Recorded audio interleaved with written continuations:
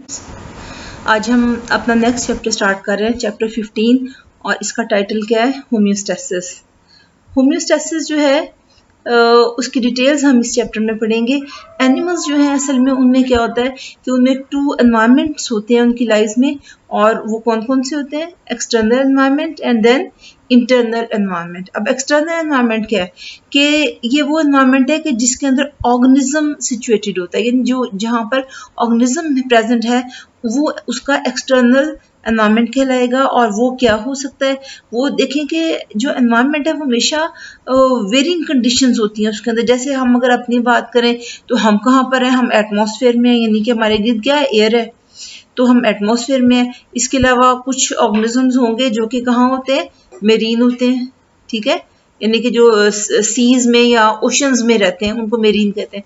इसके बाद कुछ फ्रेश वाटर भी होते हैं कि जो है कैनाल्स हैं, जो स्ट्रीम्स वगैरह हैं, रिवर्स हैं, उनके अंदर होते हैं, तो वो फ्रेश वाटर।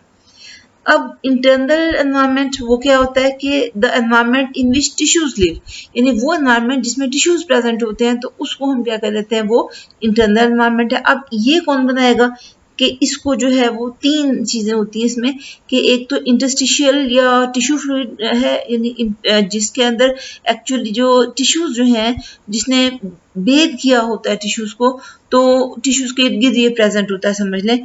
तो ये इसको हम क्या कहते हैं? इंटरस्टिशियल फ्लूइड और टिश्यू फ्लूइड। अच्छा, एक तो ये हो गया कि जो टिश्यूज के इर्द गिर्द प्रेजेंट है और हमने उसको इंटरस्टिशियल फ्लूइड या टिश्यू फ्लूइड कहते हैं।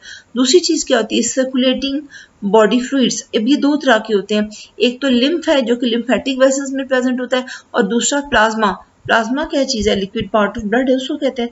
तो ये 3 एक्चुअली जो है वो जो अगर हम इंटरनल एनवायरनमेंट की बात करें तो ये जो टिश्यूज को जो बेद करती हैं वो 3 चीजें हैं। एक तो जो है इंटरस्टिशियल फ्लूइड या टिश्यू फ्लूइड जो कि उसको एक्चुअली बेद करता है, और दूसरा जो है सर्कुलेटिंग बॉडी फ्लूइड्स जो कि टिश्यूज के साथ साथ ही जो है वहां पर प्रेजेंट होते हैं, प्लाज्मा है और लिम्फ है। तो ये जो है दोनों जो थे एनवायरनमेंट जो है इनके अंदर क्या होता है कि एनिमल्स जो है वो क्या होता है कि वो इसमें रहते हैं। अब होम्योस्टेसिस क्या है, इसको जरा देख लें कि what is homeostasis. It is the tendency of an organism or cell to regulate its internal conditions, यानी कि ये वो टेंडेंसी ऑर्गेनिज्म की या सेल भी हो सकता है, जैसे सारे ऑर्गेनिजम्स तो मल्टीसेलुलर नहीं है ना, तो सेल की कि वो क्या करे, कि वो क्या करता है कि जो उसकी इंटरनल कंडीशंस होती है ना उनको वो क्या करता है? वो रेगुलेट करता है। अब इसमें जो आप वो बताना चाहें कि किस चीज को रेगुलेट करेगा, तो जैसे केमिकल कंपोजिशन जो है ना बॉडी फ्लूइड की, उसको वो क्या करता है कि उसको जो है वो उसको क्या करेगा कि वो रेगुलेट करता रहेगा। और इस तरह से फायदा क्या होता है कि हेल्थ और फंक्शनिंग वगैरह जो है वो भी मेंटेन रहती है।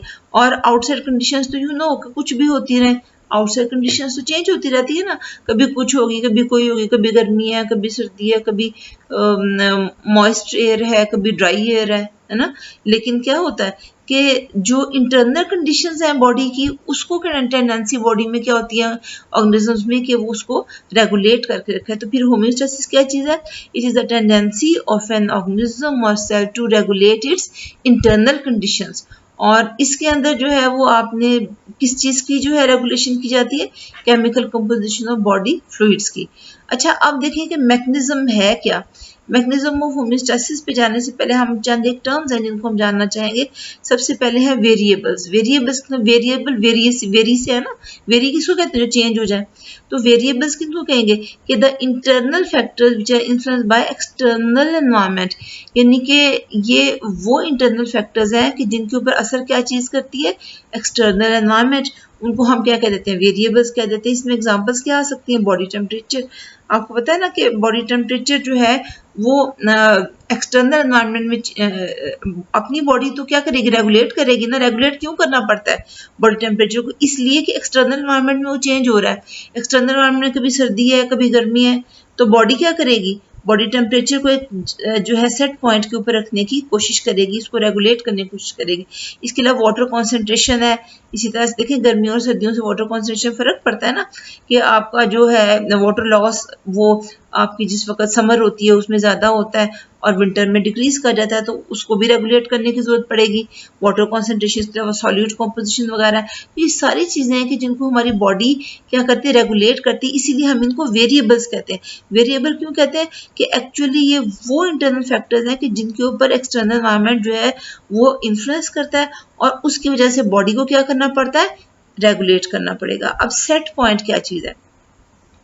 सेट पॉइंट जो होता है ना वो आइडियल या नॉर्मल वैल्यू होती है, किसी भी वेरिएबल की नॉर्मल वैल्यू होती है कि जो प्रीवियसली सेट या स्टोर्ड है मेमोरी में। जिस तरह से हमारे हाइपोथैलेमस है उसके अंदर क्या है, उसके अंदर हमारा जो बॉडी टेम्परेचर है वो 37 सेट है, तो हम उसे क्या कहेंगे, वो सेट पॉइंट कहेंगे उसको। ये सेट पॉइंट है हमारा जो कि हाइपोथैलेमस के अंदर जो है वो प्रेजेंट है। तो फिर इस तरह से क्या होता है कि आपका जो है वो सेट पॉइंट जो है उसके ऊपर बॉडी क्या करेगी, वेरिएबल जो है उसको नॉर्मल वैल्यू पे रखने की कोशिश करती है। इसके बाद रिसेप्टर्स आ जाते हैं। रिसेप्टर्स क्या होते हैं, सेंसर्स होते हैं ये। अब इनका काम क्या है, ये डिटेक्ट करते हैं चेंज को वेरिएबल में, यानी ये बताएंगे कि वेरिएबल जो है उसमें चेंज आया है और उसके बाद क्या करेंगे, उसके बाद वो जो इंफॉर्मेशन चेंज की इंफॉर्मेशन है ना उसको किसके पास भेजेंगे, कंट्रोल सेंटर के पास। कंट्रोल सेंटर का एक और नाम भी है, उसको इंटीग्रेटर कहते हैं। कंट्रोल सेंटर को इंटीग्रेटर कहते हैं। इसके बाद नेक्स्ट जो हमारी जो टर्म हम यूज करते हैं वो क्या है, that is control centre. Control centre जो है वो क्या है, इंटीग्रेटर है। इंटीग्रेटर अब इसका क्या काम है, इंटीग्रेट करेगा। इंटीग्रेट का क्या मतलब होता है, पुश टुगेदर, यानी इकट्ठी करेगा। अब डेटा कहाँ से रहा है, सेंसर से। देखिए जो हम बात करते हैं जो होम्योस्टैटिक मैकेनिज्म जो होता है, असल में जब वो ऑपरेट करता है तो बिल्कुल जैसे एक फिजिकल कंट्रोल सिस्टम है ना, उसकी तरह ही जो है वो कंट्रोल करता है। और जो है वो जिस वक्त यानी कि ऑपरेट कर रहा है तो फिजिकल कंट्रोल सिस्टम ही की तरह से काम करता है। और उसके 3 कंपोनेंट्स हैं। एक हमने क्या पढ़ा पहले, रिसेप्टर, दूसरा कौन सा है ये, कंट्रोल सेंटर, और तीसरा क्या है, इफेक्टर। यानी कि 3 जो है वो जो कंपोनेंट्स हैं जो है कंट्रोल सिस्टम के, तो वो तीनों को हम अब डिस्कस कर रहे हैं। अब देखें कि दूसरा जो है वो क्या है, कंट्रोल सेंटर, और उसे क्या कहते हैं, इंटीग्रेटर। अब इसका क्या काम है, देखिए सेंसर ने क्या किया था, सेंसर जो था वो उसने जो था इंफॉर्मेशन जो था उसको भेजा किसके पास, कंट्रोल सेंटर के पास। उसके बाद एक सेट पॉइंट है, सेट पॉइंट है यानी कि इन दोनों को अब वो रखेगा सामने और फिर उसके मुताबिक जो है वो ऑर्डर्स इशू करेगा या इफेक्टर को मैसेज भेजेगा। और हम जो ये एग्जांपल्स जो अभी दे रहे हैं तो एग्जांपल असल में कॉमन लेबोरेटरी इंक्यूबेटर के लिहाज से दे रहे हैं। जैसे हमने कहा कि जो हमारा रिसेप्टर है या सेंसर है, हमने कहा एग्जांपल दी, हमने कहा थर्मोमीटर, तो वो किसकी लिहाज से एग्जांपल दे रहे हैं हम अभी फिलहाल, हम उसको जो है वो कॉमन लेबोरेटरी इंक्यूबेटर के लिहाज से बात करें। कंट्रोल सेंटर अब उसमें क्या होगा, इंक्यूबेटर को ही ज़हन में रखें, उसमें थर्मोस्टेट होगा। थर्मोस्टेट जो है वो क्या होगा, वो इसका क्या होगा, कंट्रोल सेंटर होगा। उसके बाद अब जो इंटीग्रेट करेगा जब ये ना सेट पॉइंट जो है उसको रखेगा सामने और दोनों चीज़ों को कि वो जो है वो डेटा आ रहा है सेंसर से आ रहा है, तो उसके बाद क्या करेगा, अब ये मैसेज भेजेगा इफेक्टर के पास। इफेक्टर क्या चीज होता है, इफेक्टर मैकेनिज्म है कि जिसका इफेक्ट वेरिएबल के ऊपर होता है। अब वेरिएबल इस केस से क्या हमारी मुराद है, कॉमन लेबोरेटरी जो इंक्यूबेटर है उसमें क्या होता है, तो उसमें जो है वो इफेक्ट जो है वो यानी कि अब इफेक्टर कौन है, कि वो मैकेनिज्म है कि जिसका इफेक्ट किसके ऊपर है, वेरिएबल के ऊपर। वेरिएबल क्या है, टेम्परेचर, इस केस में टेम्परेचर है वेरिएबल। तो वो क्या होगा कि हीटिंग कॉइल जो है वो क्या होगा कि वो इस एग्जांपल में कौन है, इफेक्टर है। ठीक है, अब ये देखिए कि हमने 2 एग्जांपल्स को इसी के लिहाज से हम डिस्कस करेंगे। एक कॉमन लेबोरेटरी इंक्यूबेटर है और दूसरा detection of temperature change in human bodies. और आप ये देखेंगे इन दोनों केसेस में जो है वो वेरिएबल क्या है, इन दोनों केसेस में वेरिएबल जो है वो टेम्परेचर है। ठीक है, तो अब इसको देखें एक एक करके इनकी डिस्कशन करते हैं। तो सबसे पहले जरा ये मैकेनिज्म को देख लें कि ये मैकेनिज्म में होता क्या है। तो सबसे पहले ये देखें कि ये जो है ना, ये वेरिएबल की हम बात कर रहे हैं, तो ये सेट पॉइंट के ऊपर है इस वक्त। ये सेट पॉइंट पे, ये देखें ये हमने नीचे रख के दिखाया हुआ है कि ये क्या है, ये सेट पॉइंट है। ये ठीक है। अब ये जो वेरिएबल है और जो हम इस केस में जो एग्जांपल लिया हमने वो है, हमने कहा टेम्परेचर की, लेकिन वेरिएबल कोई भी हो सकता है। अब ये जो हम शो कर रहे हैं इम्बैलेंस है। इम्बैलेंस मीन्स कि ये हम बता रहे हैं ये ज़्यादा हो गया, इधर बता रहे हैं कि ये कम हो गया, तो ये दोनों ही चीज़ें हो सकती हैं, ठीक है। वेरिएबल है। अब वेरिएबल में क्या आ सकता है, इम्बैलेंस। अब ये इम्बैलेंस की जो स्टिमुलस है ना, यानी कि चेंज आ गया ना, इम्बैलेंस क्या है, इम्बैलेंस है कि जो चेंज आया वेरिएबल में। अब ये जो स्टिमुलस है ना, स्टिमुलस जो है वो क्या होगा कि ये क्योंकि आपकी ये कहाँ जाएगी, किसके पास, जो चेंज आया है ना, ये इसको डिटेक्ट किसने किया, रिसेप्टर ने। इस चेंज को जो कि आया है, जो स्टिमुलस है हमारी, तो ये जो क्योंकि वेरिएबल में चेंज आ चुका है ना, तो अब ये चेंज जो है इसको कौन जो है वो डिटेक्ट करेगा, जो है रिसेप्टर, जिसको हम सेंसर भी कहते हैं। अब क्या होगा, अब ये जो रिसेप्टर है ये इस मैसेज को किसके पास भेजेगा, कंट्रोल सेंटर। और हमने इस इंक्यूबेटर वाली अगर मैं एग्जांपल लूं तो हमने इसको क्या कहा, रिसेप्टर को हमने कहा कि ये कौन है, थर्मोमीटर है। कंट्रोल सेंटर किसको कहा हमने कहा जो कंट्रोल सेंटर है वो इंक्यूबेटर को अगर हम लेते हैं तो वो क्या होगा, थर्मोस्टेट होगा, ठीक है। अब यहाँ पर एक बात याद रखें कि ये इनपुट है, जो रिसेप्टर जो है वो कंट्रोल सेंटर को दे रहा है वो क्या, इनपुट इंफॉर्मेशन है। और ये इनपुट इंफॉर्मेशन जो होती है जो वो जा रही है कंट्रोल सेंटर के पास जा रही है, तो हम इसको एफरेंट पाथवे कह रहे हैं। एफरेंट पाथवे कौन सा होता है कि जो टू द कंट्रोल सेंटर जो जा रहा है वो एफरेंट पाथवे होता है। इसके बाद जो कंट्रोल सेंटर है ये क्या करेगा, ये जो मैसेज है कि जो भी वो अपना मैकेनिज्म जो है वो चाह रहा है कि मैं उसके लिहाज से जो कि वेरिएबल में चेंज आया उसके लिहाज से जो मैसेज देना चाह रहा है उसको किसके पास भेजेगा, इफेक्टर के पास। इफेक्टर के पास भेजेगा तो अब ये क्या कहलाएगा, आउटपुट। आउटपुट इंफॉर्मेशन जो है यहाँ से आ रही है कंट्रोल से, और ये क्या होगा कि इंफॉर्मेशन जो है इसको जो पाथवे लेके जाता है इसको इफरेंट पाथवे कहते हैं, यानी कि away from the control centre जो आपका जा रहा है पाथवे, इसको हम क्या कहते हैं, इसको हम इफरेंट पाथवे कहते हैं। अच्छा, अब ये दो पाथवेज हो गए, एक तो टुवर्ड्स द कंट्रोल सेंटर लेके जा रहा है वो एफरेंट, और जो अवे फ्रॉम इट लेके जा रहा है उसको इफरेंट पाथवे कह दिया।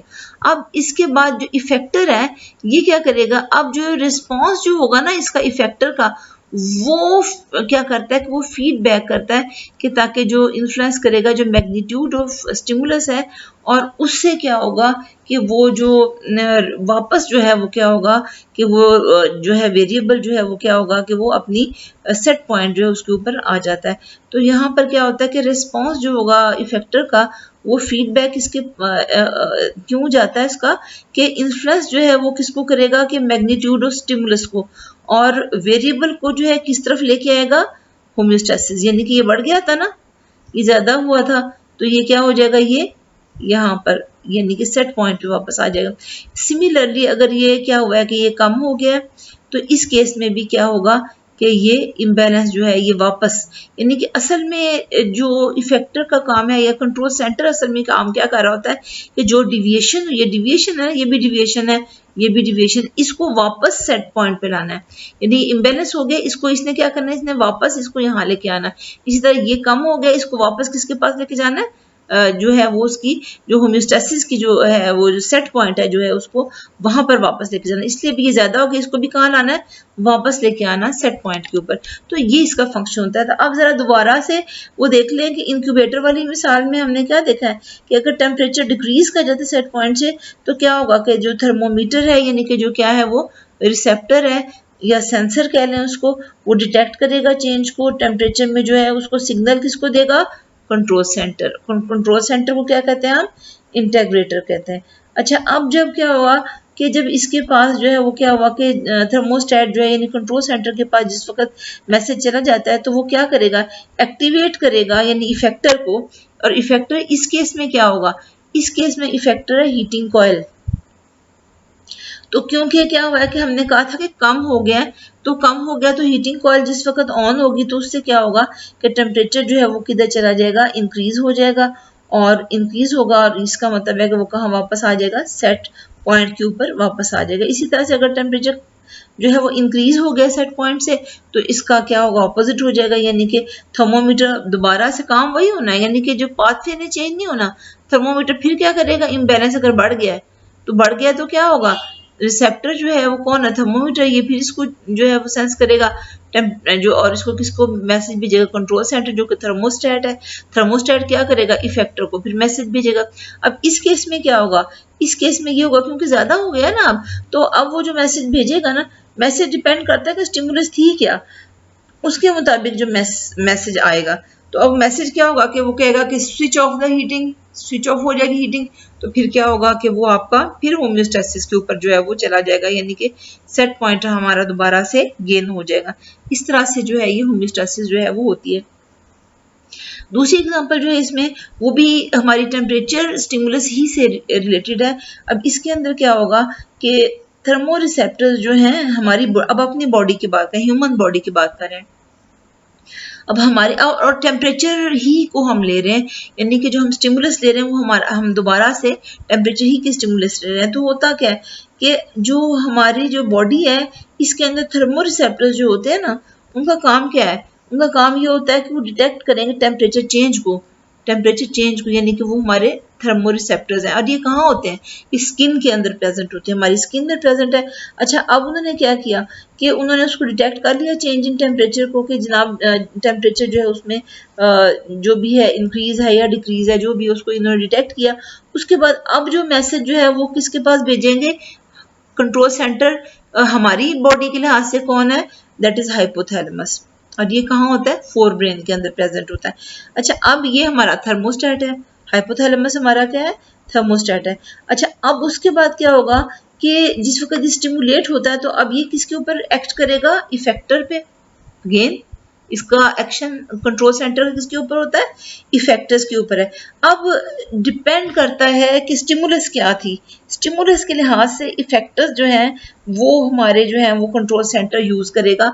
यानी अगर ऐसा हुआ है कि जो है टेम्परेचर ज्यादा हो गया है तो क्या होगा, तो फिर जो है इफेक्टर जो है जिसके ऊपर एक्ट करना है उसने कूलिंग के लिए इफेक्ट करेगा। और इफेक्टर कौन होगा उस केस में कि जब टेम्परेचर बढ़ा हुआ है तो वो स्वेट ग्लैंड्स होंगे, तो वो क्या करेंगे, जब वो स्वेट प्रोड्यूस करेंगे तो कूलिंग इफेक्ट आएगा, जिससे टेम्परेचर जो है वो डाउन चला जाएगा।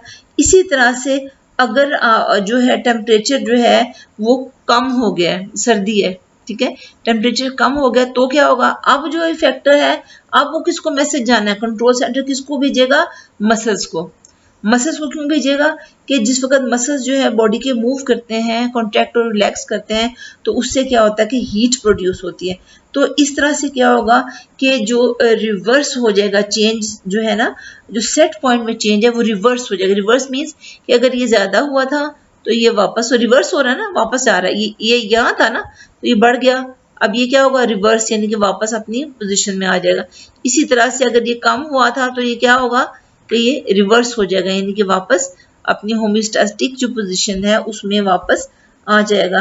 तो जब सिग्नल जो रिसेप्टर से मिलता है तो कंट्रोल सेंटर क्या करता है कि वो चेंज करता है किस चीज को, कि जो डिविएशन जो आई थी वो क्या हो जाए, वो करेक्ट हो जाए। हमने असल में ये जो इम्बैलेंस है, इस ये डिविएशन है ना, इम्बैलेंस इसको कह रहे हैं, डिविएशन है, इसको करेक्ट करना है, इसको हमने कहाँ लाना है, इस जगह पे लाना है, ठीक है।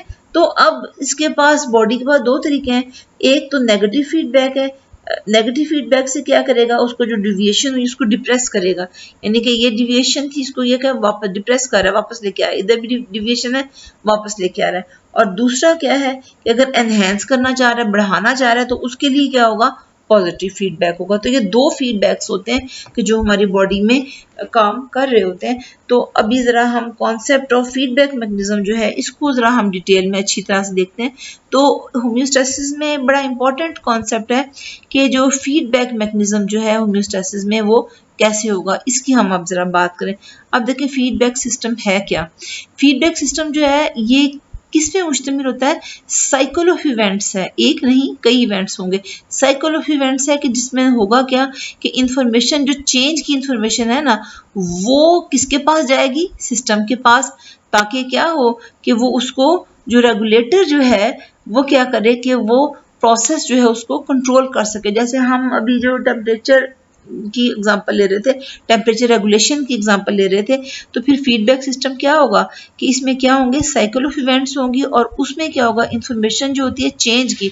अब चेंज की इंफॉर्मेशन क्या है कि टेम्परेचर रेगुलेशन की अगर आप बात करें तो चेंज इन टेम्परेचर जो है वो क्या है कि वो इंफॉर्मेशन जो है वो किसके पास जाएगी, it is fed back into the system, system में जाएगी। और क्यों जा रही है, ताकि जो रेगुलेटर है ना, रेगुलेटर कौन है, टेम्परेचर रेगुलेटर जो ब्रेन में है, जैसे हाइपोथैलेमस है हमारा, हाइपोथैलेमस क्या है, हमारा टेम्परेचर रेगुलेटर है। अब वो क्या कर सके, प्रोसेस को कंट्रोल कर सके। प्रोसेस क्या है, प्रोसेस है टेम्परेचर रेगुलेशन।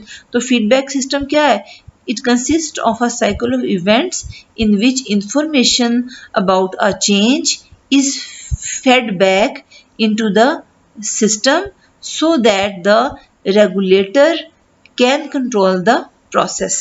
तो यहाँ ये जरा थोड़ा सा ये देख लें, ये फीडबैक है, यहाँ फीडबैक गलती से लिखा गया हुआ है।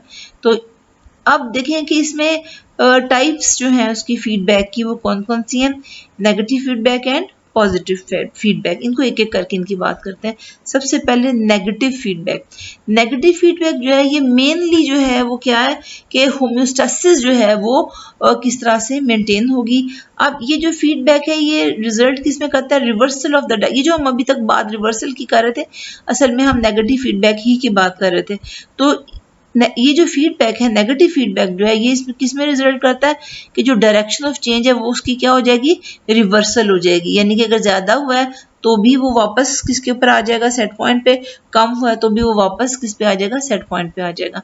अब नेगेटिव फीडबैक जो है वो क्या करता है कि ये सिस्टम जो है उसको ये स्टेबलाइज करता है, और उससे जो डिविएशंस जो होती है सेट पॉइंट से वो क्या हो जाती हैं, वो करेक्ट हो जाती हैं।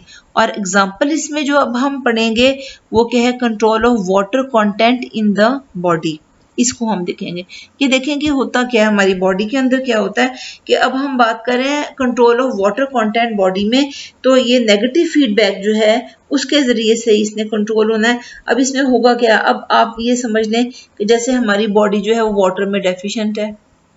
तो हमने कहा कि ये होम्योस्टेसिस थी पहले, यानी कि वाटर लेवल ब्लड में ये होम्योस्टेसिस कंडीशन है, और हुआ क्या, वाटर लेवल ड्रॉप कर गया, कम हो गया, यानी कि वाटर क्या है, डेफिशिएंट है, कम हो गया। अब इसका इफेक्ट क्या होगा कि ये स्टिमुलस होगी ना। अब ये जो स्टिमुलस है, यानी कि आप ये समझ लें कि हमने जो तीन हमने नाम लिए थे ना, यानी कि सेंसर का काम करेगा, रिसेप्टर का काम करेगा। रिसेप्टर जो है अब ये इसको रिसीव किया, अब ये कहाँ जाएगा कि जो आपकी जो स्टिमुलस इसकी है ना, तो ये किसको स्टिमुलेट करेगी, जाके हाइपोथैलेमस। ये देखें यहाँ पर ये हाइपोथैलेमस जो है ये क्या करेगा, अब ये इसको डिटेक्ट करेगा कि वाटर डेफिशिएंट है बॉडी। और वो कैसे करता है कि असल में जो हाइपोथैलेमस जो है वो जो कॉन्सेंट्रेशन सॉल्यूट्स है ना उसको डिटेक्ट कर सकता है। तो उसको ये पता चल जाता है कि सॉल्यूट्स की कॉन्सेंट्रेशन ब्लड में ज़्यादा है। सॉल्यूट की कॉन्सेंट्रेशन ब्लड में ज़्यादा होने का क्या मतलब है कि वाटर लेवल ड्रॉप किया हुआ है, कम है। अब ये दो काम करता है, ये एक काम तो लिखा है, एक काम नहीं लिखा हुआ। तो ये क्या होता है कि एक तो ये जो है हाइपोथैलेमस क्रिएट करता है फीलिंग ऑफ थर्स्ट को, इसका जिक्र नहीं है आपकी बुक में, लेकिन ये कि आपको पता ही होना चाहिए, आपको प्यास लग जाती है। उसके बाद दूसरी चीज जो है वो क्या करेगा कि ये जो हाइपोथैलेमस है ना, ये मैसेज किसके पास भेजता है, पोस्टीरियर पिट्यूटरी के पास। पोस्टीरियर पिट्यूटरी क्या करेगा कि वो रिलीज करेगा मजीद एडीएच। एडीएच क्या है, एंटी डायूरेटिक हार्मोन।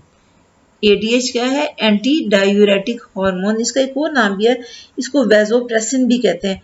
अच्छा, अब इसका इफेक्ट याद रखें। एडीएच जो है ना, इसका इफेक्ट वो क्या होता है उसकी हम बात करते हैं।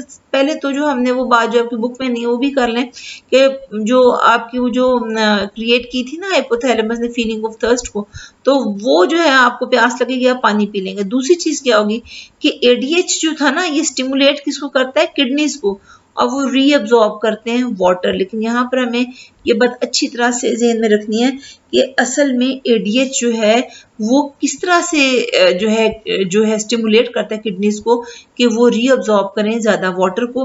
और वो उसका इफेक्ट ये है कि असल में एडीएच का इफेक्ट अच्छी तरह दिमाग में रखें कि कलेक्टिंग ट्यूब्यूल्स और डिस्टल कन्वोल्यूटेड ट्यूब्यूल्स, दो पे असर है इसका। एक किसके ऊपर इफेक्ट करता है, कलेक्टिंग ट्यूब्यूल्स पे, और दूसरा किस पे, डिस्टल कन्वोल्यूटेड ट्यूब्यूल्स पे। और इनको क्या करता है कि जो इनको परमिएबल टू वाटर बना देता है, यानी कि इनकी परमिएबिलिटी जो वाटर के लिए उसको ये इंक्रीज कर देता है। अब उससे क्या होगा, उससे ये होता है कि वाटर की एब्जॉर्प्शन जो है वो क्या हो जाती है, ज़्यादा हो जाती है और मैक्सिमम अमाउंट जो होता है वो बॉडी में रिटेन रह सकता है। और अब क्या होगा, अब वो जो ब्लड वाटर कंटेंट, इसका मतलब है वो क्या होगा, राइज कर जाएगा। अब जब ब्लड वाटर कंटेंट राइज कर जाएगा तो उसको सेंस कौन करेगा, दोबारा वही काम कि ये अब क्या हुआ है कि अब वो जो एडीएच की वजह से वाटर कंटेंट राइज कर गया, अब वो जो स्टिमुलस फिर दोबारा किसके पास जाएगी, हाइपोथैलेमस के पास। अब हाइपोथैलेमस क्या करेगा, अब डिटेक्ट तो नहीं करेगा ना, वाटर में शॉर्टेज को डिटेक्ट नहीं करेगा। अब वो क्या करेगा कि जो वाटर लेवल जो है वो बेहतर हो गया, तो वो क्या करेगा, जो एडीएच की जो है वो उसकी जो है प्रोडक्शन जो है उसको क्या कर देगा, उसको डिक्रीज कर देगा। तो इस तरह से, या स्लो डाउन आप कह दे कर देगा। तो इस तरह से क्या होता है कि इसकी रेगुलेशन होती है। और इसी तरह से वाइस वर्सा तो आप कर ही सकते हैं कि अगर ये हमने बात कर ली है कि अगर कम हो गया था, तो अगर वाटर लेवल ज़्यादा हो जाए तो फिर क्या होगा, नॉर्मल से ज़्यादा हो गया तो फिर क्या होगा कि हाइपोथैलेमस क्या करेगा, डिटेक्ट करेगा लो सॉल्यूट कॉन्सेंट्रेशन को, और पिट्यूटरी क्या करेगा, लेस एडीएच सिक्रीट करेगा। लेस एडीएच का क्या मतलब है कि जो रीअब्जॉर्प्शन वाटर की किडनी से है वो कम होगी। अब जब कम वाटर को जो है वो रीअब्जॉर्ब करेगा, यानी कि जो परमेबिलिटी जो होती है वो बढ़ती नहीं है इसकी, आपके डिस्टल कॉन्वोल्यूटेड ट्यूब्यूल्स की, और दूसरी चीज कलेक्टिंग ट्यूब्यूल्स जो है इनकी। तो उससे क्या होता है कि वाटर की रीअब्जॉर्प्शन कम होती है और वाटर फिर दोबारा से, क्योंकि वो अब यूरिन जो है वो डाइल्यूट और मोर अमाउंट में रिलीज होगा, तो उससे क्या होगा कि वाटर दोबारा से लेवल जो है वो होम्योस्टैसिस की तरफ चला जाएगा, यानी वाटर लेवल जो ब्लड के अंदर वो सेट पॉइंट पे चला जाएगा। सो इस तरह से क्या होता है कि ये नेगेटिव फीडबैक जो है वो हमारी बॉडी में काम करता है। इसके बाद होम्योस्टैसिस में हमने दूसरी जो चीज़ देखनी है वो क्या है, पॉजिटिव फीडबैक। पॉजिटिव फीडबैक जो है ये क्या है, पॉजिटिव फीडबैक रिस्पॉन्स जो है ये मेनली रिस्पॉन्सिबल है amplification of the change in variable, यानी ये अब जो चेंज इन वेरिएबल था इसको एम्प्लीफाई कर देता है, यानी उसको बढ़ा देता है, ज्यादा कर देता है। अब जाहिर है हम तो जब अब तक नेगेटिव की बात कर रहे थे, हमने तो कहा था कि वो उसको सेट पॉइंट पे वापस लाएगा, रिवर्स कर देगा। अब तो रिवर्स तो नहीं कर रहा, ये क्या कर रहा है, ये तो उसको और बढ़ा रहा है। जब ये और बढ़ा रहा है इसका मतलब है इसका इफेक्ट कैसा है, डिस्टेबलाइजिंग इफेक्ट है, और ये होम्योस्टैसिस में रिजल्ट नहीं करेगा। अब पॉजिटिव फीडबैक जो है ये लेस कॉमन है नेचुरली अक्रिंग सिस्टम्स जो होते हैं उनमें, और मतलब अगर हम इसको कंपेयर करते हैं नेगेटिव फीडबैक, जो मोस्टली हमारी बॉडी जो है वो होम्योस्टैसिस कर रही होती है तो वो नेगेटिव फीडबैक को यूज करती है। और लेकिन जो है पॉजिटिव फीडबैक इसकी अपनी एप्लीकेशंस है, और इसमें जो हमने एप्लीकेशन इसकी देखनी है वो क्या है, सक्लिंग ऑफ अ बेबी। अब ये देखें इसके अंदर होता क्या है, सक्लिंग ऑफ, क्योंकि पॉजिटिव अब हम बात कर रहे हैं इसकी, तो जिस वक्त जो बेबी है यानी फीड करना चाह रहा है तो वो क्या करेगा, जिस वक्त सक्लिंग होगी उसकी वजह से क्या होगा, जो स्टिमुलस जो है वो उसकी वो किसके पास जाएगी, ये देखें यहाँ से स्टिमुलस जो है वो जाती है सेंसरी न्यूरॉन्स जो है किसके, हाइपोथैलेमस, यहाँ आ गई हाइपोथैलेमस जो है। अब ये क्या करेगा, हाइपोथैलेमस जो है इसका काम ये है कि ये एक हार्मोन जो है वो प्रोड्यूस करता है, उसको ऑक्सीटोसिन कहते हैं। जो हाइपोथैलेमस है ना, इसके अंदर असल में क्या होते हैं, न्यूरोसिक्रेटरी सेल्स होते हैं। न्यूरोसिक्रेटरी सेल्स इन्हें क्यों कह रहे हैं कि असल में जो ये सेल्स होते हैं ना, ये न्यूरॉन्स ही की एक टाइप होती है, लेकिन इनमें खास बात क्या है कि ये जो है वो हार्मोन जो है वो प्रोड्यूस कर सकते हैं, यानी कि ये सेंसरी जो स्टिमुलस है उसको, और जो न्यूरल्स जो आप समझ सिग्नल्स हैं उनको केमिकल स्टिमुलाई में चेंज कर सकते हैं। तो ये क्या प्रोड्यूस करेगा, ऑक्सीटोसिन। अब क्या होगा कि वो जो ऑक्सीटोसिन जो है ना वो किस में जाएगी, ये न्यूरोसिक्रेटरी सेल देख रहे हैं यहाँ पर है, अब ये किसके अंदर गई कि जो न्यूरोसिक्रेटरी सेल ने जो ऑक्सीटोसिन जो प्रोड्यूस की थी वो स्टोर जाके हो जाती है पोस्टीरियर पिट्यूटरी में। पोस्टीरियर पिट्यूटरी जो है वो ये पोस्टीरियर पिट्यूटरी शो किया हुआ है, तो इसके अंदर जाके क्या हो जाएगी, ये जाके स्टोर हो जाएगी। अब क्या होगा कि जब ऑक्सीटोसिन जो है वो क्या होती है, सर्कुलेट करती है टारगेट सेल्स, यानी कि जो ऑक्सीटोसिन है जिसको कहती है स्टिमुलस हो अभी तो आई हुई है ना, तो स्टिमुलेट जब ये होगा तो ये क्या करेगा, न्यूरोसिक्रेटरी सेल्स जो है इसको रिलीज कर देंगे। और आपको पता है कि एंडोक्राइन हार्मोन्स जो होते हैं वो अपनी सिक्रीशंस को ब्लड में जो है हमेशा रिलीज करते हैं, तो जब ये ब्लड में रिलीज होगा तो जाएगा तो पूरी बॉडी में, लेकिन आपको पता है कि हमेशा रिस्पॉन्ड कौन करते हैं, टारगेट सेल्स। इस केस में सकलिंग के केस में जो टारगेट सेल्स हैं वो क्या है, smooth muscles in the breast. और इफेक्ट क्या होता है कि जब ऑक्सीटोसिन जो है वो स्मूथ मसल्स में जाता है तो वो कॉन्ट्रैक्ट करते हैं, और जब वो कॉन्ट्रैक्ट करते हैं तो उसकी वजह से क्या होता है कि मिल्क जो है वो क्या हो जाएगा, वो रिलीज हो जाएगा। यानी इसका काम क्या है ऑक्सीटोसिन का, कि ये ट्रिगर करता है स्मूथ मसल्स कॉन्ट्रैक्शन को, और उसकी वजह से क्या होता है कि जो मिल्क की रिलीज जो है वो होती है। और इसी तरह से क्या होगा कि वो जब मिल्क जो है रिलीज होगा तो वो एनकरेज करेगा मोर सकलिंग को। मोर सकलिंग का क्या मतलब है कि वो जो रिस्पॉन्स जो था वो मिल्क रिलीज हो गई है ना, तो अब वो क्या होगा, पॉजिटिव फीडबैक है। अब ये जो स्टिमुलस जाएगी तो क्या होगा, जब ये स्टिमुलस जाए क्योंकि पॉजिटिव है तो क्या होगा कि हाइपोथैलेमस क्या करेगा, मजीद जो है वो ऑक्सीटोसिन को रिलीज करेगा, और मजीद जब ये रिलीज होगा मजीद जो है ब्लड में जाते हुए कहाँ पर जाएगा, स्मूथ मसल्स में। फिर क्या होगा कि मजीद जो है सिक्रीशन ऑफ मिल्क होगी। तो इस तरह से क्या होता है कि इसका इफेक्ट एम्पलीफाई हो रहा है, बढ़ रहा है, और इस तरह से जितनी सकलिंग ज्यादा होगी उतना ही ज्यादा मिल्क प्रोडक्शन जो है वो उतनी ही ज्यादा होती जाती है। तो ये इसकी जो थी हमने ये डिटेल में पॉजिटिव फीडबैक की बात की। अब आपके जो है कुछ थोड़ी सी इंफॉर्मेशन हैं जो दी होती हैं, तो इसमें सबसे पहले जो है आपका है investigate why positive feedback mechanism in human are sometimes associated with severe health problem. तो ये इसमें एग्जांपल जो दी हुई है, तो इसमें मोस्ट पॉजिटिव फीडबैक मैकेनिज्म जो होते हैं वो हार्मफुल होते हैं, और कुछ केसेस में डेथ भी इनकी वजह से हो सकती है। इसमें एग्जांपल जो हम डिस्कस करेंगे वो क्या है कि अगर कोई पर्सन है और वो किस एनवायरनमेंट में है कि जहाँ पर क्या है कि कार्बन डाइऑक्साइड कॉन्सेंट्रेशन जो है वो काफ़ी ज़्यादा है। अब वो क्या करेगा, अब जब उसमें वो ब्रीथ करेगा तो उससे क्या होगा कि जो उसका जो ब्लड है उसमें कॉन्सेंट्रेशन जो होगी कार्बन डाइऑक्साइड तो ज़्यादा हो जाएगी ना, तो उसको सेंस कौन करेंगे, कार्बन डाइऑक्साइड रिसेप्टर्स जो कि हाइपोथैलेमस में है। अब क्या होगा कि अब वो जो उसकी वजह से क्या होगा कि ब्रीदिंग रेट जो है वो क्या हो जाएगा, इंक्रीज हो जाएगा। और जब वो ब्रीथ करेगा तो कौन सी एयर में ब्रीथ कर रहा है, वो तो उस एयर में ब्रीथ कर रहा है कि जहाँ ऑलरेडी कार्बन डाइऑक्साइड कंटेंट ज्यादा है। तो जब वो ब्रीथ करेगा तो वो क्या होगा कि वो मजीद जो उसके अंदर जो है वो क्या होगी, कार्बन डाइऑक्साइड जाएगी, और जब वो कार्बन डाइऑक्साइड का रेट ज्यादा होगा तो क्या होगा, ब्रीदिंग मजीद फास्ट हो जाएगी। अब इस तरह से क्या होता है, और उससे जब ज्यादा फास्ट होगी तो क्या होगा, कार्बन डाइऑक्साइड ज्यादा तेजी से उसके अंदर जाएगी, और फिर स्टिमुलस जो है वो क्या स्टिमुलेट किसको करेगा, रिसेप्टर्स को मजीद जो है वो क्या करेगा, स्टिमुलेट कर देगा, जिसकी वजह से क्या होगा कि वो मजीद ज्यादा से ज्यादा तेजी से क्या करता है, ब्रीथ करता है, और अल्टीमेटली अगर उसको आप इस एनवायरनमेंट से नहीं निकाल पाते तो क्या हो जाएगा, डेथ हो जाएगी। अब इसमें कुछ जो है बिहेवियरल रिस्पॉन्सेज जो है एनिमल्स के जिनसे वो होम्योस्टैसिस को मेंटेन करते हैं, वो उनको हम डिस्कस करेंगे।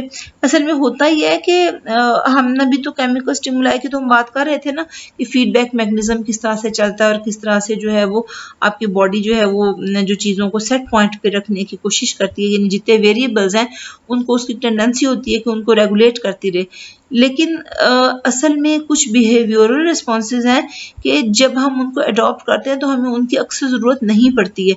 वो इसी रिस्पॉन्स से ही जो है आपका जो सेट पॉइंट जो है वो आपका जिस भी चीज़ का जो है वो रेगुलेशन की ज़रूरत है वो आपको अचीव हो जाता है। जैसे क्या होता है कि रिमूवल और respiratory of the heat bye evaporation of water from respiratory tract, painting इसे कहते हैं। आपने कभी देखा है आपने क्रोकोडाइल को या बर्ड को, शायद क्रोकोडाइल तो आपने नहीं देखा होगा, लेकिन बर्ड या डॉग्स को तो खास तौर पे आपने पेंटिंग करते हैं, यानी वो हाँफ रहे होते हैं ना, मुंह खोल के जुबान लटकाई होती है और वो ब्रीथ कर रहे होते हैं। वो असल में कर क्या रहे होते हैं, असल में ये होता है कि जो रेस्पिरेटरी ट्रैक है वो मॉइस्ट होता है ना, तो जिस वक्त वो रेस्पायर करते हैं ना मुंह खोल के, तो उससे क्या होता है कि बहुत सारी हीट होती है जो उनके जो रेस्पिरेटरी ट्रैक के थ्रू जो है वो क्या होती है, वो रिमूव हो जाती है। तो वो असल में अपनी कूलिंग के लिए बॉडी की जो है वो ये काम कर रहे होते हैं। तो इसके बाद दूसरा क्या है कि माइग्रेशन है बर्ड्स के अंदर या एनिमल्स में भी होती है, तो ताकि क्या हो कि वो सूटेबल क्लाइमेट में चले जाए। आपने देखा है माइग्रेटरी बर्ड्स क्या करते हैं, जब ज़्यादा सर्दी होती है तो जो वार्मर क्लाइमेट्स जो होते हैं उन तरफ वो माइग्रेट कर जाते हैं। इसके बाद एक और अडेप्टेशन है, वो क्या है कि सम बास्क इन द सन। तो कुछ एनिमल्स होते हैं वो क्या करते हैं कि खासतौर पे रेप्टाइल्स, यानी ये वो क्या करेंगे, जैसे मेरीन इग्वाना की हमने बात की है, बिल्कुल लिजर्ड की तरह से एक एनिमल है। तो ये क्या करता है कि ये सन जो है उसके अंदर बास करता है, ये अपनी हीट जो होती है गेन कर रहे होते हैं असल में इस तरीके से। क्योंकि रेप्टाइल्स आपको पता है कोल्ड ब्लडेड है। फिर कुछ एनिमल्स क्या करते हैं कि जब सर्दी होती है ना तो एक दूसरे के बिल्कुल करीब करीब करीब करीब, जैसे आपने पेंगुइन्स को देखा होगा, तो इसको हडल करना कहते हैं। हडल मीन्स कि क्राउड कर जाते हैं, यानी एक दूसरे से बिल्कुल साथ साथ साथ साथ जो इकट्ठे हो जाते हैं, ताकि क्या हो कि हीट लॉस जो है वो क्या हो जाए, वो मिनिमाइज हो जाए। इसके बाद कुछ और क्या करते हैं कि वो जब गर्मी होती है ना तो वो बरोज में चले जाते हैं, जैसे हॉर्न लिजर्ड है, तो जब वो गर्मी होती है ना खास तौर पे नून जब होती है यानी कि दोपहर जब होती है, उस वक्त ये क्या करती है कि वो अपने बरों में चली जाती है और तब तक नहीं निकलती जब तक ज्यादा गर्मी रहती है। इसके बाद एलिफेंट्स क्या करते हैं, एलिफेंट्स के बाद दो काम है कि वो ट्रॉपिकल हीट अच्छी खासी तेज होती है, तो उसमें वो दो तरह से जो है वो रिलीफ गेन करते हैं। एक तो ब्रीदिंग से, क्योंकि ब्रीदिंग से भी हीट रिलीज होती है, और दूसरा आपने देखा होगा कि एलिफेंट के बड़े बड़े से कान होते हैं, और आपने ये भी देखा होगा कि वो कानों को फ्लैप करता रहता है, यानी उनको हिलाता रहता है। अब वो ये क्यों कर रहा होता है, वो असल में जिस वक्त वो फ्लैप करता है ना अपने ईयर्स को, तो उससे क्या होता है कि क्योंकि जो उसके जो ईयर्स है ना उनके ऊपर बहुत सारी ब्लड वेसल्स होती हैं। अब जब वो उसको मूव करता है तो उससे क्या होता है कि बहुत सारी हीट जो होती है वो रेडिएट हो जाती है, और इस तरह से क्या होता है कि जो उसका ब्लड है उसको क्या कर लेता है, उसको कूल कर लेता है। इसके बाद जो है वो फ्लो चार्ट हम डिस्कस करेंगे कि जो ना नेगेटिव फीडबैक, जो होम्योस्टैटिक मैकेनिज्म जो है उसके लिए, तो हम अब ये नेगेटिव फीडबैक की एक और एग्जांपल है, पीछे भी आपने एग्जांपल जो थी उसको हमने डिस्कस किया। और मजे की बात है कि पिछली दोनों एग्जांपल जो थी ना एडीएच की जो हमने पढ़ी, एंटी डायूरेटिक हार्मोन, और जो है वो ऑक्सीटोसिन की बात की, तो ये दोनों ही जो है ये पोस्टीरियर पिट्यूटरी जो है वो रिलीज करता है। अब जो हम बात करें, हम एंटीरियर पिट्यूटरी जो है वो किसको रिलीज करता है, उसके हम रेफरेंसेस जरा हम डिटेल में बात करेंगे। अब ये देखेंगे यहाँ पर आप ये देख सकते हैं कि जिस वक्त लो बॉडी टेम्परेचर या स्ट्रेस देखें, लो बॉडी टेम्परेचर खुद भी एक स्ट्रेस है, तो जब लो बॉडी टेम्परेचर या स्ट्रेस होती है वो स्टिमुलेट किसको करेगी, आके ये देखें ये हाइपोथैलेमस है, और हाइपोथैलेमस के साथ ये देख रहे हैं ये पिट्यूटरी ग्लैंड होता है। इसकी 3 लोब्स होती हैं असल में, एक एंटीरियर, एक मीडियन जो बिल्कुल छोटी सी होती है, और ये पोस्टीरियर लोब, तो 3 लोब्स हैं। तो अभी हम किसकी बात करें, फिलहाल एंटीरियर लोब की बात करें, तो होगा क्या कि वो जो स्टिमुलस आई है ना लो बॉडी टेम्परेचर की, वो किसको स्टिमुलेट करती है कि जो हाइपोथैलेमस में कौन से सेल्स होते हैं, अभी मैंने पीछे भी बात की थी, न्यूरोसिक्रेटरी सेल्स होते हैं, अब उनको वो स्टिमुलेट करेगी। अब जो हाइपोथैलेमस है ना ये क्या करता है, ये TRH, ये देख रहे हैं ये TRH, ये TRH को सिक्रीट करेगा। TRH क्या है, थायराइड रिलीजिंग हार्मोन। अब जब ये जो थायराइड रिलीजिंग हार्मोन जो हाइपोथैलेमस से जाता है ना इसके पास एंटीरियर लोब के पास, तो ये रिलीज क्या करेगा, TSH। एंटीरियर जो लोब है ये क्या करेगी, TSH रिलीज करेगी, यानी कि थायराइड स्टिमुलेटिंग हार्मोन। TSH क्या है, थायराइड स्टिमुलेटिंग हार्मोन। अभी जो थायराइड स्टिमुलेटिंग हार्मोन किसको स्टिमुलेट करेगा, थायराइड ग्लैंड को। अब थायराइड ग्लैंड जो है जब ये स्टिमुलेट होता है तो ये रिलीज करता है थायरॉक्सिन, ये देखें थायरॉक्सिन जो है इसको ये रिलीज करेगा। अब ये थायरॉक्सिन का फंक्शन जरूर पता होना चाहिए कि असल में जो थायरॉक्सिन है इसका काम क्या होता है कि ये मेटाबॉलिक एक्टिविटी जो मोस्ट बॉडी सेल्स की है उनको ये बढ़ा देती है, और जाहिर है जब मेटाबॉलिक एक्टिविटी ज्यादा होगी तो उससे क्या होगा, ATP एनर्जी जो है वो और हीट, जाहिर है दोनों चीजें आएंगी, तो और हीट जो है वो होंगी जनरेट होंगी। अब जब ये दोनों ही होंगे यानी कि हीट भी आई है, दो तरह से अब आपको फायदा मिल रहा है ना, एक तो ATP प्रोड्यूस हुआ, दूसरा हीट, दोनों ही चीजें यानी कि रेज बॉडी टेम्परेचर, और दूसरी चीज क्या है क्योंकि थायरॉक्सिन जो है वो रिलीज हो रही है ना तो उसका लेवल भी जो है वो क्या आ रहा है, वो भी ज्यादा हो गया। अब ये दोनों मिलके क्या करेंगे, क्योंकि स्टिमुलस अब जो है वो अब इसने वापस फीडबैक जाना है ना वापस उसके पास, तो जो रेज बॉडी टेम्परेचर है और दूसरी हायर जो थायरॉक्सिन लेवल्स होते हैं बॉडी में, वो क्या करते हैं, वो इनहिबिट करेंगे हार्मोन सेल जो है जो उसके हाइपोथैलेमस के, तो ये क्या करेगा, ये इनहिबिटरी इफेक्ट है, इसको जाके इनहिबिट करेगा। जब ये इनहिबिट हो जाएगा तो ये क्या प्रोड्यूस कर रहा था, TRH, थायरॉक्स जो है ये इसका thyroid stimulating thyroid releasing hormone जो था, ये उसको जब ये प्रोड्यूस नहीं करेगा तो फिर क्या होगा कि ये जो आपका जो है TSH भी प्रोड्यूस नहीं होगा। क्यों, क्योंकि जब वो आपका थायराइड रिलीजिंग हार्मोन जब रिलीज होता है तो वो स्टिमुलेट करता है एंटीरियर पिट्यूटरी को कि ये TSH को जो है रिलीज करे, तो वो भी रिलीज नहीं होगा। तो उससे क्या होगा कि आपका जो है वो नॉर्मल लेवल के ऊपर दोबारा से वो जो है वो चला जाएगा। अब यहाँ देखें कि हमने जो है वो इसमें थायरॉक्सिन का लेवल जो है वो कम हो जाएगा क्योंकि रिलीज नहीं हो रहा वो मजीद। अब इसमें जो है वो यानी थायराइड जो है मजीद थायरॉक्सिन को रिलीज नहीं करेगा। अच्छा, अब यहाँ देखें ये इसी को फ्लो चार्ट में बताया, इसी चीज को जो हमने डिस्कस किया ना, तो यहाँ पर आप देख सकते हैं कि ये स्टिमुलस आई है, इसके बाद हाइपोथैलेमस, इसने क्या किया, रिलीजिंग हार्मोन जिसको क्या कहते हैं TRH, थायराइड रिलीजिंग हार्मोन। अब ये जो है ये किसके पास जाएगा, एंटीरियर पिट्यूटरी। एंटीरियर पिट्यूटरी किसको रिलीज करेगा, TSH यानी थायराइड स्टिमुलेटिंग हार्मोन। किसके पास जाएगा, ये थायराइड ग्लैंड के पास। थायराइड ग्लैंड क्या रिलीज करेगा, थायरॉक्सिन को। और ये जब मैसेज हाइपोथैलेमस के पास जाएगा, थायरॉक्सिन रिलीज हो गई है ना अब तो, क्योंकि थायरॉक्सिन जब रिलीज होगी तो क्या करेगी, बॉडी हीट प्रोड्यूस होगी, ATP प्रोड्यूस होगा। तो ये दोनों चीजें मिलके यानी थायरॉक्सिन और जो बॉडी हीट है ये मिलके जो है अब ये मैसेज फिर किसके पास जाएगा, हाइपोथैलेमस। अब क्योंकि क्या हुआ कि स्ट्रेस तो फिर थी ना, लो बॉडी टेम्परेचर, लेकिन हीट प्रोड्यूस हो गई है, तो क्या होगा कि ये फिर जो है इनहिबिट असल में ये कर देगा इसको, दोनों चीजें जो है वो रिलीजिंग हार्मोन जो है इसके यानी कि TRH जो है इसको इनहिबिट कर देगा, जिसकी वजह से TSH भी प्रोड्यूस नहीं होगा। तो इस तरह से ये जो है इसमें ये रेगुलेशन होती है। तो स्टूडेंट्स आज हमने क्या क्या पढ़ा है, इसको थोड़ा सा दोबारा देख लीजिए।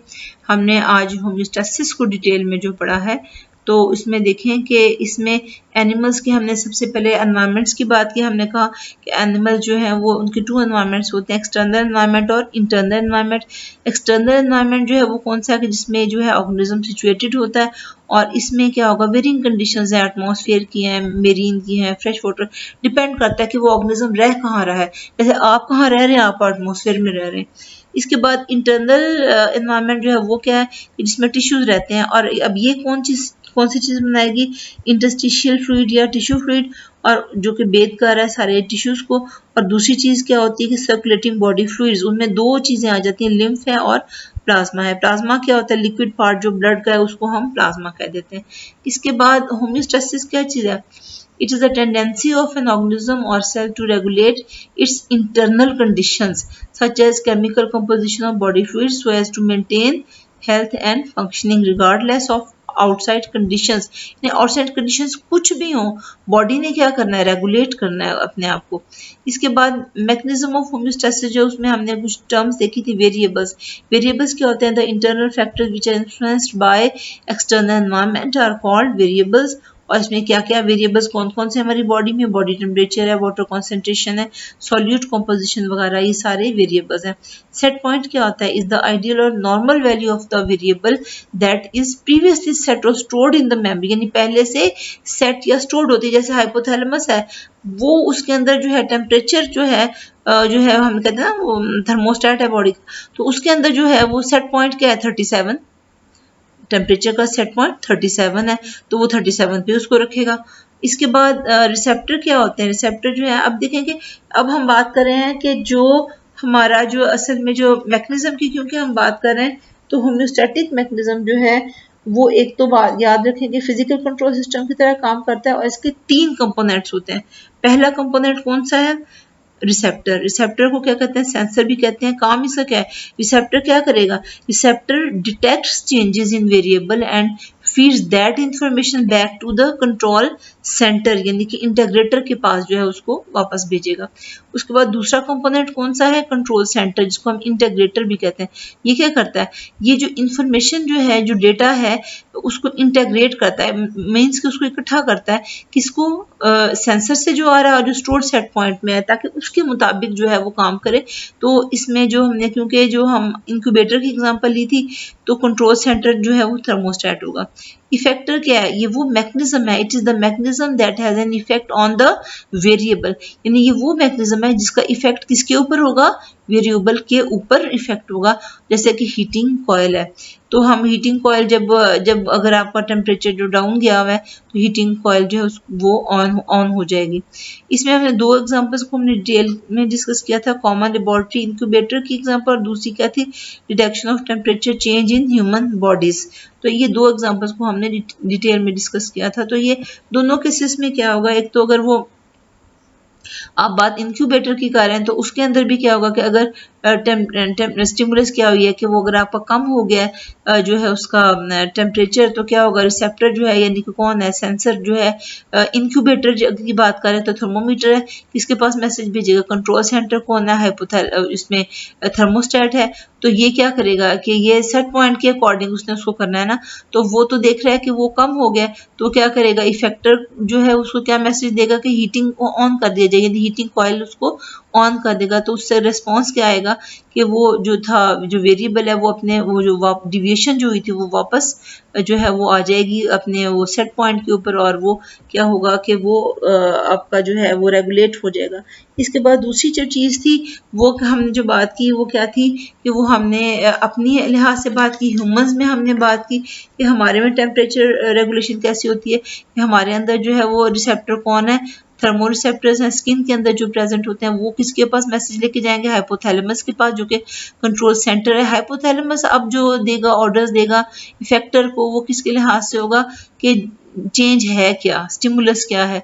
अगर तो टेम्परेचर राइज हो गया तो फिर वो इफेक्टर कौन होगा उस सिलसिले में कि वो जो होंगे स्वेट ग्लैंड्स होंगे, और अगर टेम्परेचर कम हो गया है तो उस केस में क्या होंगे कि उस केस में इफेक्टर्स जो होंगे वो होंगे आपके मसल्स होंगे, बॉडी के मसल्स होंगे, ताकि वो जो चेंज आया उसको किसके ऊपर ले आए, वापस सेट पॉइंट पे। तो इस तरह से क्या होता है कि हमारी बॉडी रेगुलेट करती रहती है जो ये डिविएशंस हैं उनको, और उनको वापस सेट पॉइंट पे ले आती है। इसके बाद हमने concept of feedback mechanism human जो इसमें बात की थी, इसमें होम्योस्टेसिस में।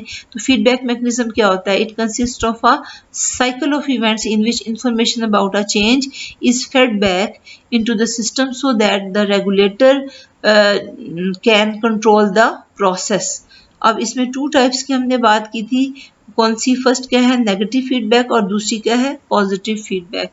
नेगेटिव फीडबैक जो है ये क्या होता है कि मेनली असल में ये वो है कि जिससे होम्योस्टेसिस मेंटेन होती है, और ये reversal of the direction of change जो है इसमें होगी, यानी कि अगर टेम्परेचर की जैसे आपने एग्जांपल लिया, अगर ज़्यादा हो गया तो वापस सेट पॉइंट पे आ जाएगा, अगर कम हुआ है तो फिर भी वो वापस आ जाएगा, यानी कि रिवर्सल हो जाएगा, जो चेंज आया है वो वापस जो है वो उस पे सेट पॉइंट पे चला जाएगा। और नेगेटिव फीडबैक जो इसका काम क्या होता है कि ये जो सिस्टम को स्टेबलाइज करता है, और जो डिविएशन जो सेट पॉइंट से हुई है उनको क्या कर देगा, करेक्ट कर देगा। एग्जाम्पल जो है अब जो हम बात करेंगे वो क्या है, that is control of water content in the body. तो उसमें हमने बात की थी कि अगर वाटर कंटेंट जो है वो नॉर्मल जो है उससे क्या हो जाता है, वो कम हो जाता है, तो फिर क्या होगा कि जो मैसेज जो है वो किसके पास जाएगा, हाइपोथैलेमस के पास।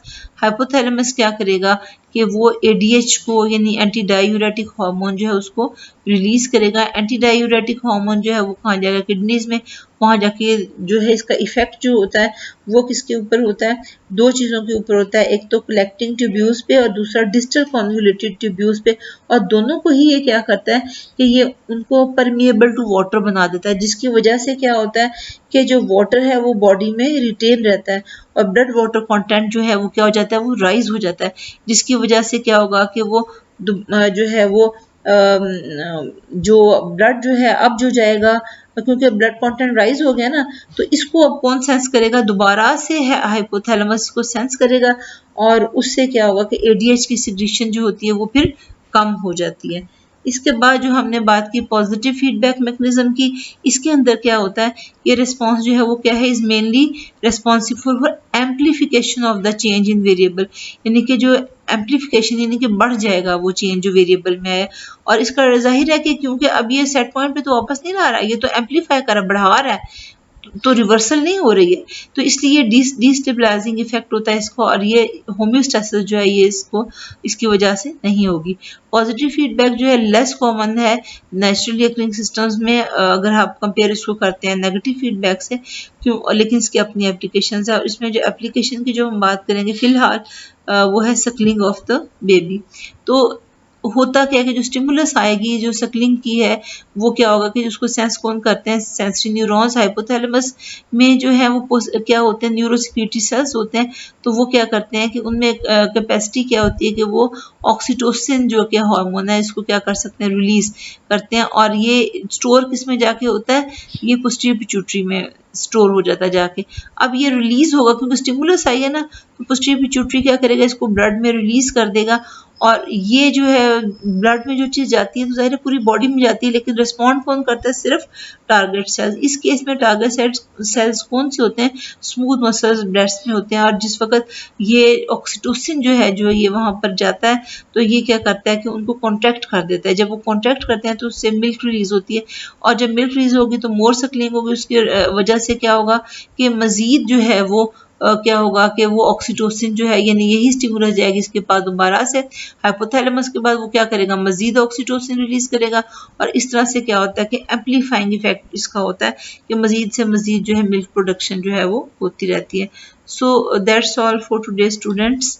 अल्लाह हाफिज।